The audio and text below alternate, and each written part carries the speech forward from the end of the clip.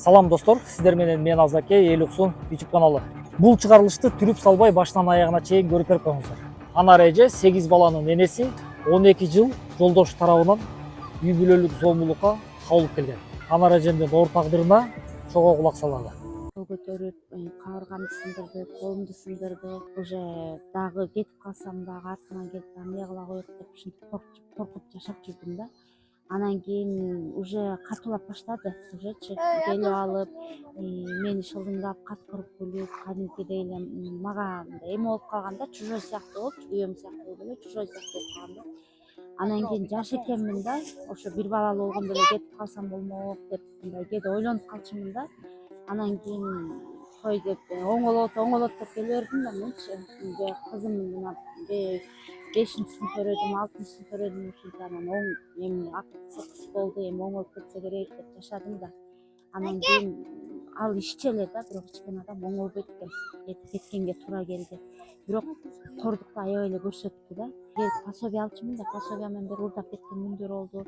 Анан кийин той деп анан акыры чыдабай кеттим да. Бирок все равно корком да, дагы келип эмне кыла коет, дагы келип эмне кыла коет деп азыр деле коркуп жашайм да. Маңдайыма жазган экен, ушу күндөрдү көрүп маңдайыма жазган деп ойлойм да.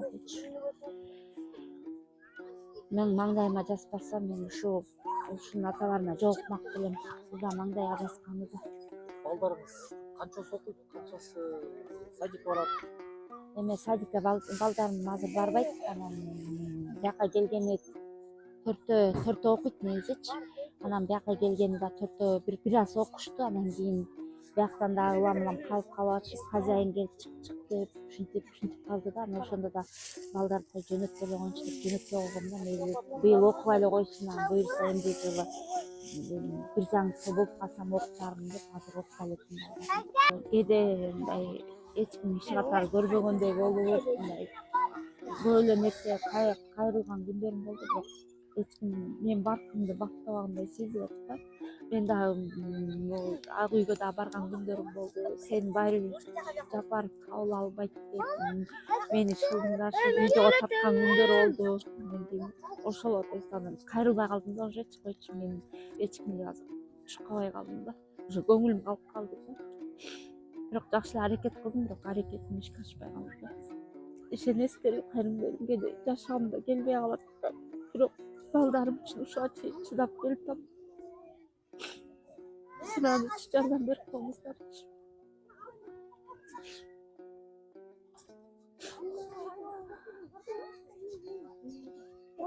Бүгүн барбыз, эртең жокпуз. Силерчи жардамыңыздарды бериңиздерчи.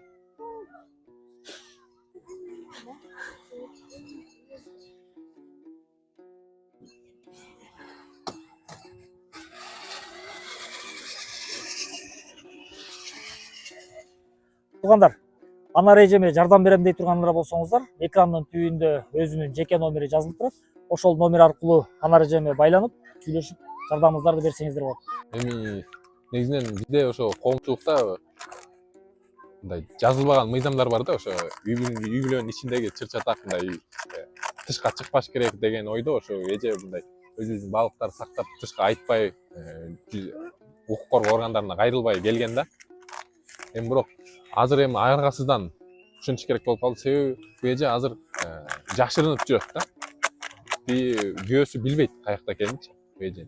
Азыр балдардын да мектеби калып атат да. Окубай калып калат. Себеби айласынан балдардын документин залогко коюп азык түлүк алган да. Бирок эң негизгиси балдардын мындай толук кандуу ушул коомдо өсүп жетилишине аябай чоң тоскоолдуктар болуп атат да. Анан эми билесиздерби, азыр эми бир баланы бага албай көпчүлүгүбүз ыйлап атабыз, бирок бул эже жалгыз өзү 8 баланы багып атат. Азыр мына президентибиз Камчыбек Ташиев өзү айтып атат, ар бир экинчи, үчүнчү төрөлгөн балага миллион беребиз деп атат. Бул эже уже мына ошо миллион төлөнчү балдарды өсүп чоңойтуп, жалгыз өзү чоңойтуп келет. Ушундай оор шартта. Эми азыр бул жерде эң негизгиси эже укук коргоо органдарына кайрылбайм деп атат. Себеби деген ал жерден кайра бул эженин адресин билип алып, ал кайрадан баягы зордук зомбулугун баштайт. Бул эжени азыр бир жерге сындырып салса, же кокус жанагындай болуп жаман болуп кетсе, анан кайра балдарды ким карайт? А милиция бүгүн келет, эртең кетет, анан коргоо ордерин берет. А коргоо ордери кагазда. Ал эртеңки күнү тиги киши келип ат салгандан кийин коргоо ордери кагаз бар болчу деп айтабыз. Ошол болуп атпайбы? Ошон үчүн азыр эми документтерин чыгаргандан кийин эме кылабыз. Балдарды буюрса мектепке даярдайбыз. Буюрса эртең эле окуу жылы башталат. Анан бул жерде ошо сот объектиде 6 айга эле мөөнөт берилген да, эжегечи. 6 айга эле берилген. 6 айдын ичинде эже өзүнүн бардык көйгөйлөрүн чечип, квартира болсо квартира таап, же үй болсо үй алып, ошол жерден чыгып кетиш керек да. Ал мөөнөттө келип калды. Эң биринчи кезекте ошо биздин биринчи көйгөй ошо үй табыш керек, квартира. Андан кийин балдардын документин алып мектепке окутуш керек, киргизиш керек. Бияктан ошо квартирага, пропискага туруп ошол жерде убактылуу отургузабыз. Ошол балдардын мектебин. Андан кийин ошо балдарды детсадка орноштурсак, детсадка орноштуруп, андан сырткары анан эже сизге ошо жумуш табышыбыз керек да. Видеону баштан аягына чейин көрүп берип койгоңуздарга рахмат. Сиздер менен мен Азаке, Элуксун YouTube каналы.